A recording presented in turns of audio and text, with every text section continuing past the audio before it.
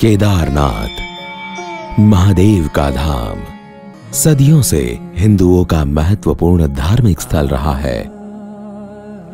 मंदाकिनी और सरस्वती नदियों के संगम पर केदार घाटी में स्थित यह प्राचीन मंदिर 2500 वर्षों के इतिहास के साथ 12 ज्योतिर्लिंगों में से एक है। कहते हैं इस जगह पर शिव के नाम का उच्चारण मात्र करने से आत्मा अंतर्मुक्त होती है। सदियों से इस स्थल पर होती साधना व शिवलिंग की लौकिक ऊर्जा इस धाम को विशेष बनाती है। परंतु जैसे जैसे इंसानों का भौतिक प्रभाव बढ़ता गया, इसकी गरिमा विवर्ण होती गई है। जून 2013 में आई विनाशक बाढ़ ने केदारनाथ का दृश्य बदल दिया। हजारों लोगों की मृत्यु हुई और लगभग सभी इमारतें ढह गईं। पानी के प्रभाव से केदारनाथ ग्राम के क्षेत्रफल में भी बदलाव आया। 21 एकड़ में फैला यह कस्बा अब 13 एकड़ में सिमट गया। यह दृश्य 19वीं सदी का है, जब मंदिर का गरिमामयी रूप दूर से ही दर्शित होता था। उसके पीछे की ऊंची बर्फीली पहाड़ियां दृश्य की भव्यता को और बढ़ाती थीं। फिर धीरे धीरे इसके चारों ओर मकान बन गए और मंदिर मानो कहीं छिप गया। आज बाढ़ के बाद मंदिर का नवसर्जन हुआ है और इसी के साथ हमें एक अवसर मिला है उस खोई हुई गरिमा की पुनः संरचना करने का।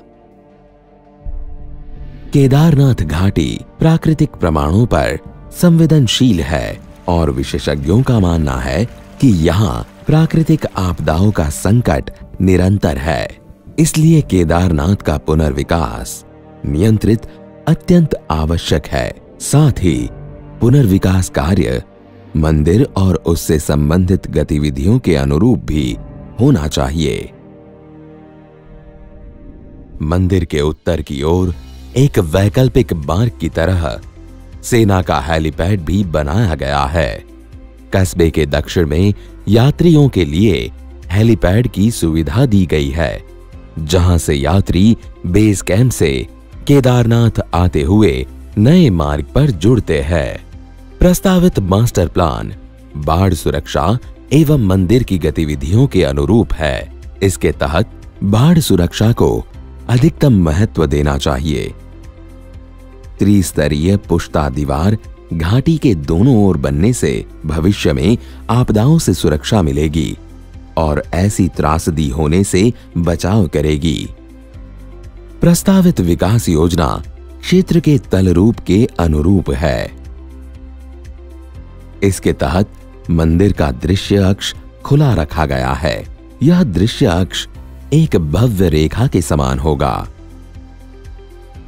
दोनों नदियों के संगम पर और दृश्य अक्ष की शुरुआत में एक छतरी का निर्माण होगा, जिसमें शिवजी के डमरू और त्रिशूल की स्थापना की जाएगी। मंदिर के ऐतिहासिक रूप को बनाए रखने के लिए उसके पीछे व दोनों तरफ निर्माण निषिद्ध होगा और बाढ़ दुर्घटनाग्रस्त लोगों की याद में स्मृति उद्यान भी बनाया जाएगा। यहां बाढ़ से बचाव और परिक्रमा के लिए एक स्तंभवली की रचना की जाएगी। पूर्व दिशा की ओर सरस्वती नदी के किनारे घाट का निर्माण होगा।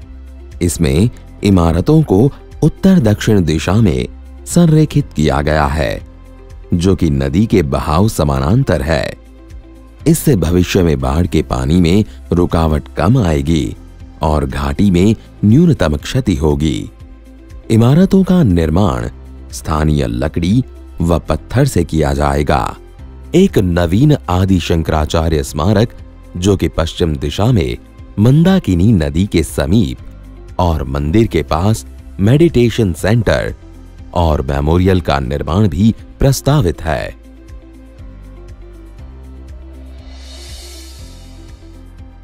केदारनाथ के प्राकृतिक और धार्मिक प्रमाणों को ध्यान में रखते हुए प्रस्तावित मास्टर प्लान का प्रारूप बनाया गया है। पद यात्रा अथवा हेलीपैड से आने वाले तीर्थ यात्री मंदाकिनी और सरस्वती नदी के संगम को पार करके आते हैं। खुले दृश्य अक्ष से वे संगम से ही मंदिर के दर्शन कर पाएंगे। एक लंबी और थकान भरी यात्रा के बाद यह अद्भुत दृश्य तीर्थयात्रियों का स्वागत करेगा। संगम से मंदिर तक का अंतिम 900 फीट का पड़ाव एक अद्भुत अनुभव होगा। यहाँ 40 फीट चौड़ा मार्ग, जिसके दोनों तरफ तीर्थयात्रियों के बैठने व आराम करने के लिए सुविधाएं बनाई जाएंगी।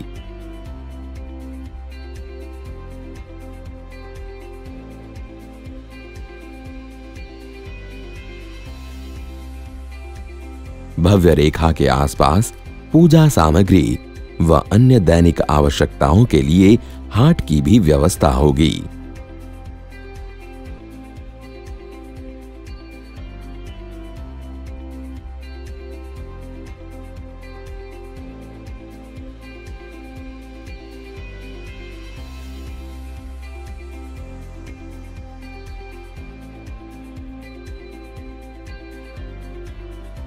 यात्रियों के लिए सार्वजनिक सुविधाएं जैसे कि डिस्पेंसरी, पोस्ट ऑफिस इत्यादि इस हाट के आसपास दी गई हैं।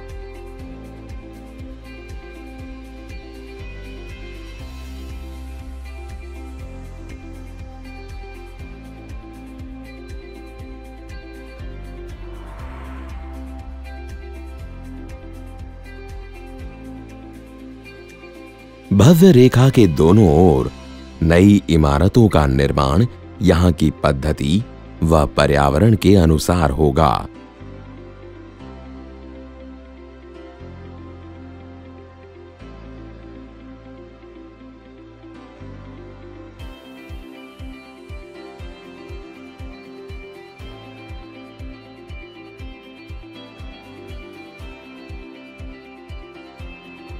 मंदिर के सामने एक प्लाजा बनाने का भी प्रस्ताव है।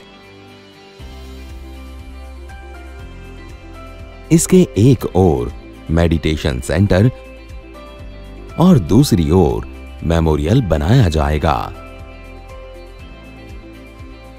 सरस्वती नदी के तट पर यात्रियों के लिए घाट का निर्माण किया जाएगा, जहां पूजा करने की सुविधाएं होंगी।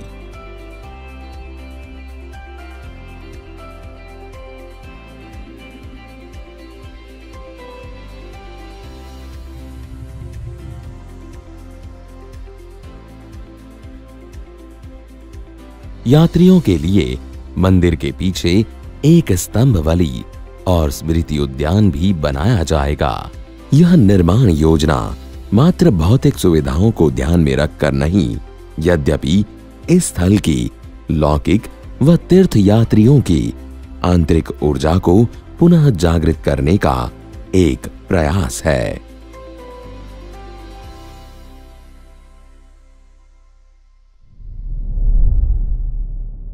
यदि ब्रह्मांड संतुलन बनाए रखने की कोशिश कर रहा है, तो हमें यह सुनिश्चित करने के लिए सहायता करनी चाहिए कि अच्छाई का शोषण ना हो, वरना ब्रह्मांड स्वयं का विरोध करने के लिए बुराई पैदा करके खुद को पुनर्जन्म करेगा।